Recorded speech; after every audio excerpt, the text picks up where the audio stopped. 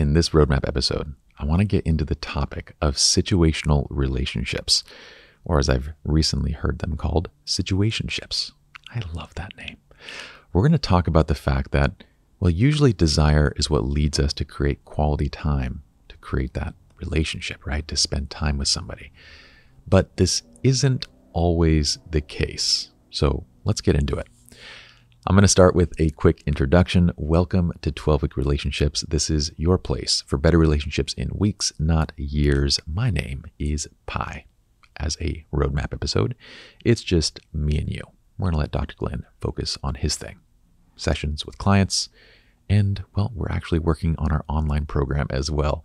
So that is in the works. And by the way, if you'd like to sign up for the newsletter, these roadmap episodes are actually accompanying podcast episodes to the newsletter. You can sign up for that at 12weekrelationships.com. We promise, just like the podcast, it is designed to be informative, informational, stuff that you can bring into your daily life. And by no means will we ever waste your time or spam you. Okay. Let's go into situational relationships. I'm going to summarize a few of our past conversations, a few of our roadmap episodes in recent past. We talked about desire. We kind of broke it down. We talked about the 5 R's of desire. And what you guys should remember is that desire kind of houses the emotional benefits that push you to want to spend time with somebody. They push you to either create a new relationship and to spend time with that person, or to spend time with one of your existing relationships. That is desire.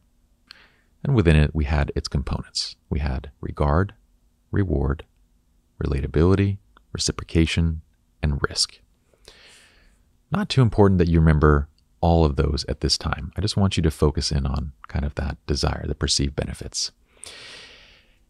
We also talked about the fact that you're going to meet thousands of people in your lifetime. We estimated, based on certain studies, 10,000 up to 100,000, but we know that from Dunbar's number, remember that British anthropologist, that you're only going to create relationships with a very small number of those people. In fact, of the thousands that you will meet, around 150 or so are going to become friendships, and maybe 5 to 15 are going to become your close to kind of best relationships, your inner circle. Numbers aren't too important. It's just important that you understand that you're going to meet lots and lots of people, and a very small fraction, 1%, 0.1%, 0.01%, are going to make it to this inner circle. So who you choose and who you spend time with, that matters. Now, going back to desire, the catalyst for kind of you meeting somebody, from them going from an acquaintance to an actual friendship, the catalyst is desire. It's your desire to kind of spend time with the person, right? And it's because you perceive that it's going to be worthwhile. You're perceiving these benefits, that this is going to be a relationship that you think at the time will be worth pursuing. We could be right in that assessment. We could be wrong in that assessment, but it doesn't matter.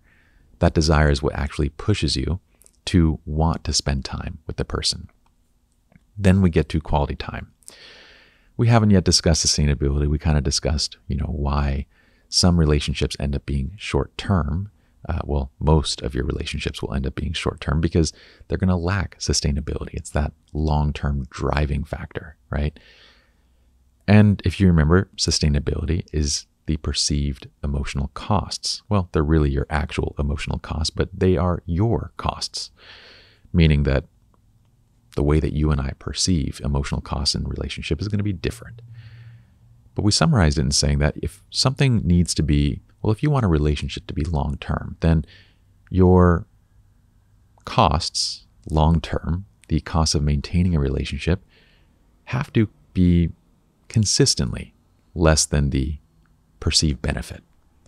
Meaning if you're always running at this deficit, it's just not sustainable, right? That's where we got to.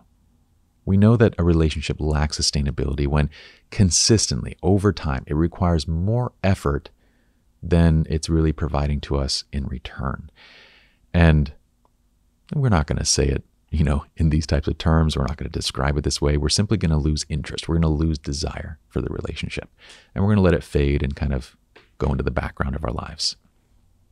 Okay, knowing this, going back now to that piece of desire, that piece of, this initial want, Well, you're perceiving benefits in a relationship, so you want to spend time with the person.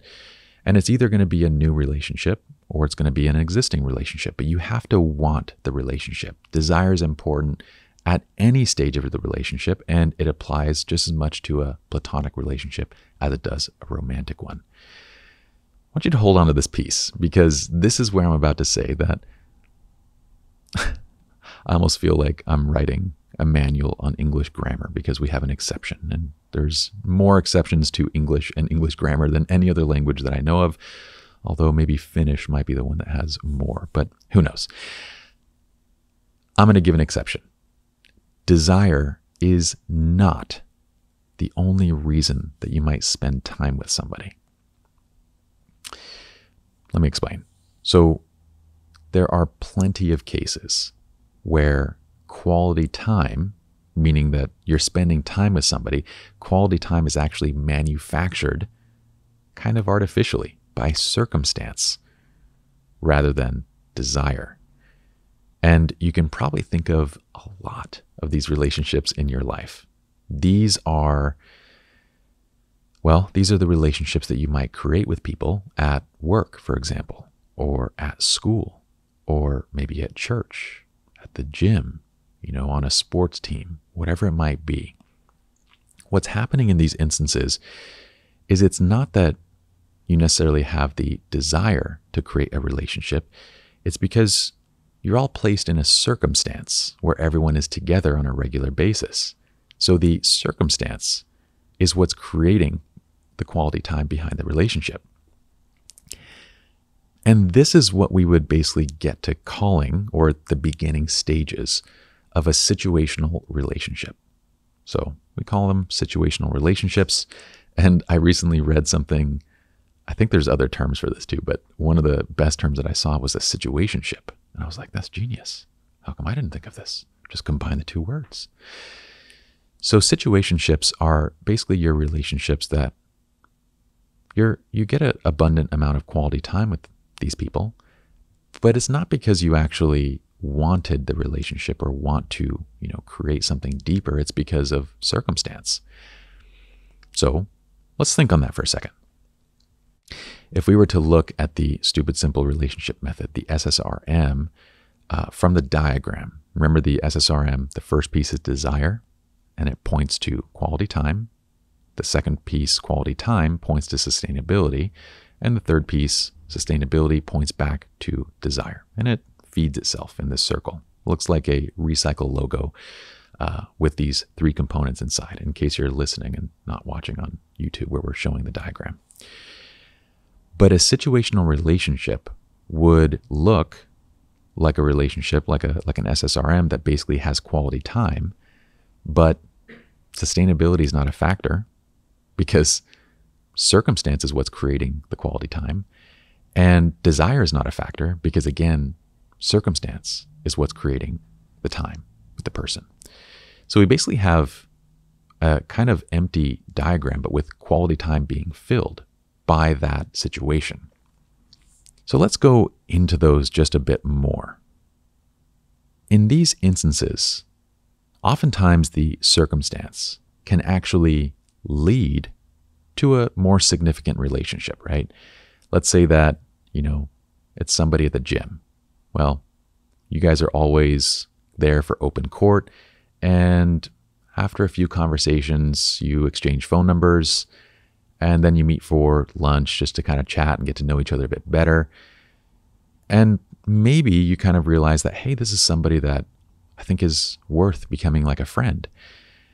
That's usually because in those early conversations, like back on the basketball court, there may have been things that were said or done that made you sort of perceive that I might have certain things in common with this person. Maybe, maybe he also, it seems like what he mentioned, he has a good job and he's ambitious like me. And he also has kids. And so let's get to know each other a bit more. And those on-court conversations then lead to off-court conversations, and the relationship begins to progress outside of the situation.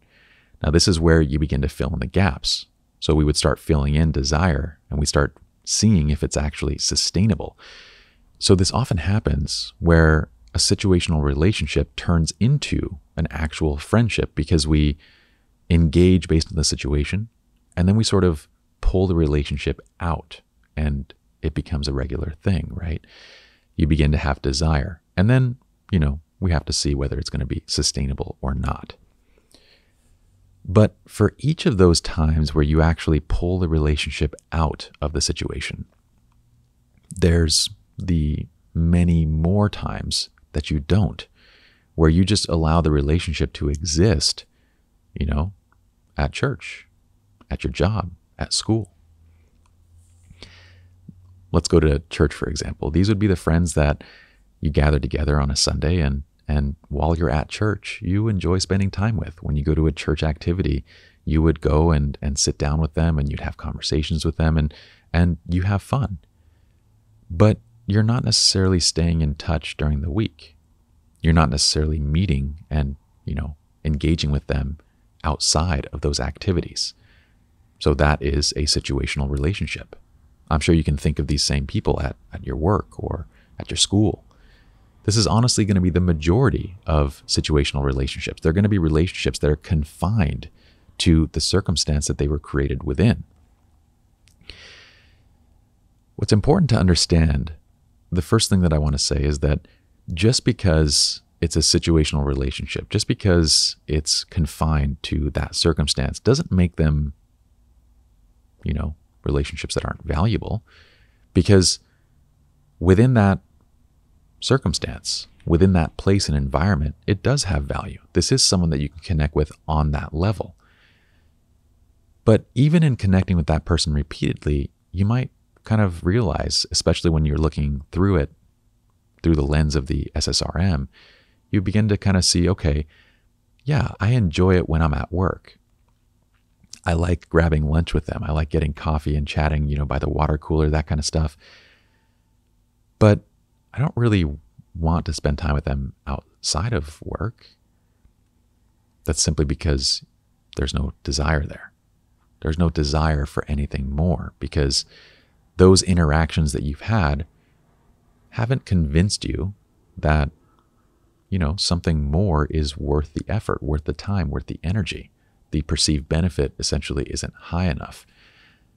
Again, could you be right? Could you be wrong? Sure. That really isn't part of the conversation. But I would venture to bet that if you're spending time with this person, consistently at work or at church or at these different places, if you're spending time with them consistently and still arriving at that conclusion, I would guess that the majority of you are right. You're right that it's enjoyable in that circumstance, but there isn't anything more. And that's important to understand because when the circumstance changes, the relationship naturally kind of fades away. And it goes back to, from friendship back to maybe acquaintance over time. And the reason is that desire was no longer there, right? So let's say that you switch jobs. Let's say that you start working at a different place. Well, the underlying circumstance that was bringing you together to fuel that quality time has changed. It's no longer there. And you never developed the desire for anything more. So maybe you text now and then for the first few months. Maybe even grab a lunch or two. And then slowly you just kind of stop staying in touch, right? Now, these examples so far have been kind of platonic examples. We've talked about the church friends, the gym friends, the sports teams, the work friends, school friends, that kind of stuff. But situational relationships are also very applicable to romance and to romantic versions of a situationship. In fact, there is another very common term that I would place into this category of romantic situational relationships that you may have heard, called a booty call. I mean, you can call it whatever you want, right? Friends with benefits, booty call, whatever it is. That is essentially a romantic situational relationship.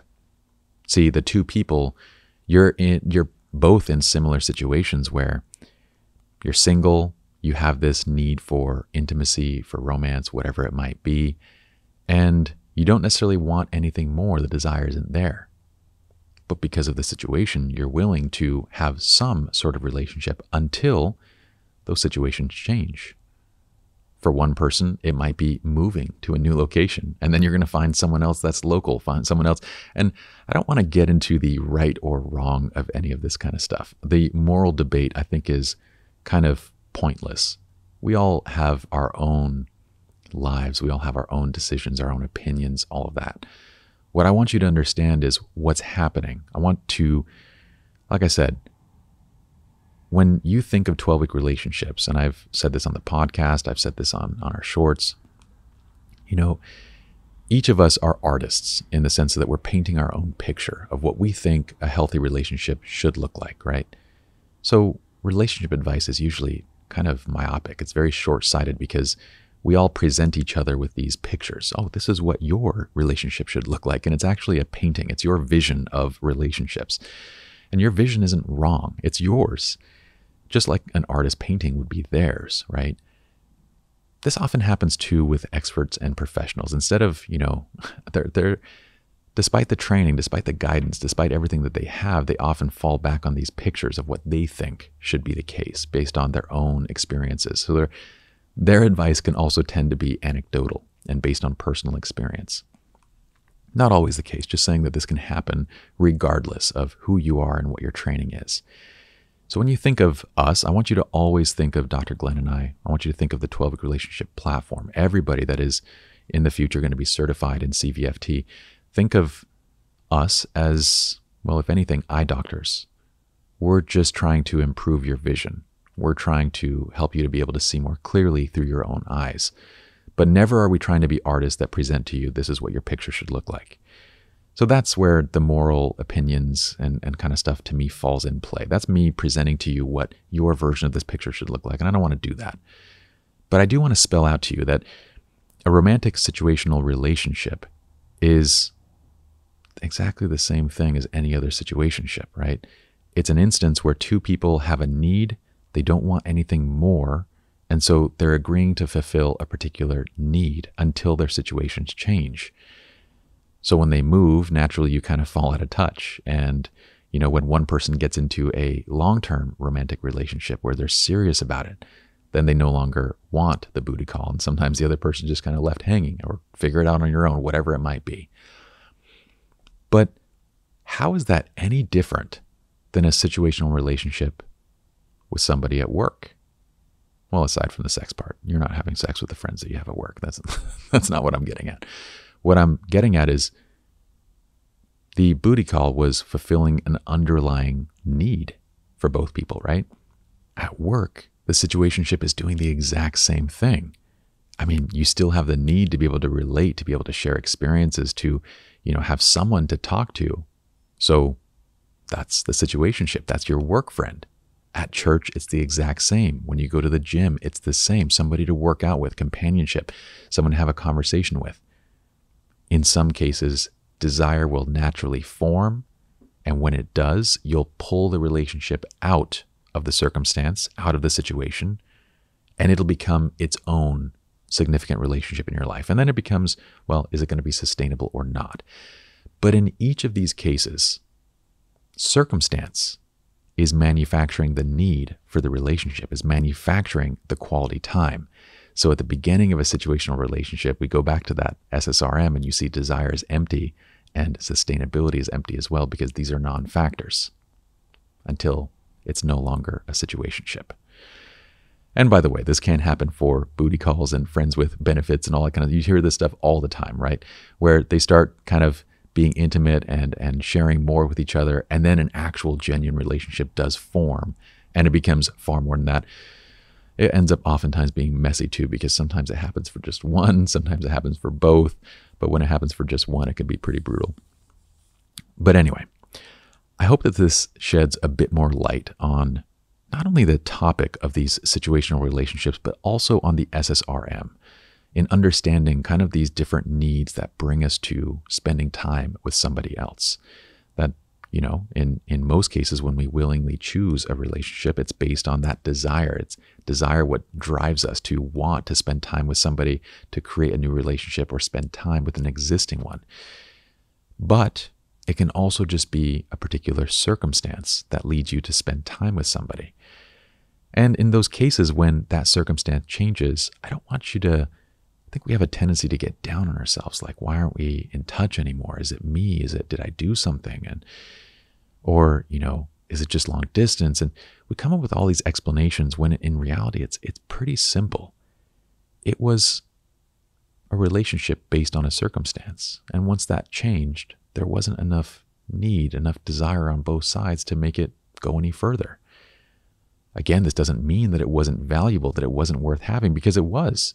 And it still can be kind of part of your friendships, right? It kind of extends to maybe the outside circle. Maybe you don't stay in touch anymore, but maybe in the future, when you go back to that school or when you go back to that work, or maybe you find each other at a different place, whatever it might be, then the relationship might start back up again in that circumstance. And you give it another shot at that point to see, is this something that we want to take out of the situation, or is it just best to fit within?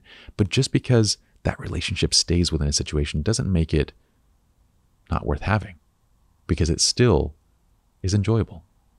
All right, so that's it for this episode. I hope you all enjoyed. Now, if you'd like to subscribe to the newsletter, you can do so at 12weekrelationships.com. Once again, just like our podcast, just like everything that we do, we'll make sure that each of the messages that we send out, they're going to be informative, insightful, things that you can bring into your daily life. We promise not to waste your time or spam you.